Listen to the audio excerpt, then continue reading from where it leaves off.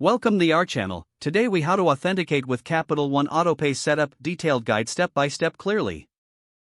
Start by navigating to the Capital One website or open the Capital One mobile app. Log into your Capital One account using your username and password. Once you are logged in, look for the Payments or Autopay section in the menu. Click on the option to set up Autopay. You may be prompted to select the account from which you want payments to be deducted. Choose the payment method, such as your checking account or a credit card. Review the payment options available, which may include the minimum payment, the total balance, or a custom amount. Select your preferred payment amount. Next, choose the payment due date.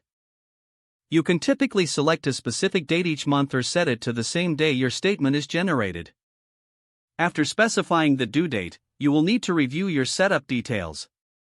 Make sure all the information is correct, including the amount and due date. Look for an option to confirm the Autopay setup. You may be required to go through an authentication process for security. This could involve receiving a verification code via email or SMS. Enter the verification code where prompted.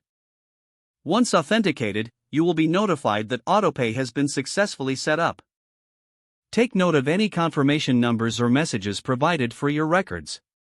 You can return to the Autopay section to manage or modify your settings at any time. Always check your bank account before the payment date to ensure there are sufficient funds. If the page does not load, refresh the browser or try again in a private or incognito window. Make sure you are using the correct email address, then retype it carefully to avoid small typos.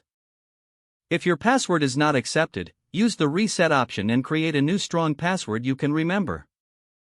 Check your spam folder for verification or security emails, then complete any requested confirmation steps. Enable two-factor authentication if available to improve account security and reduce unauthorized access risk. After signing in, review your profile details so your contact information and settings are accurate and current.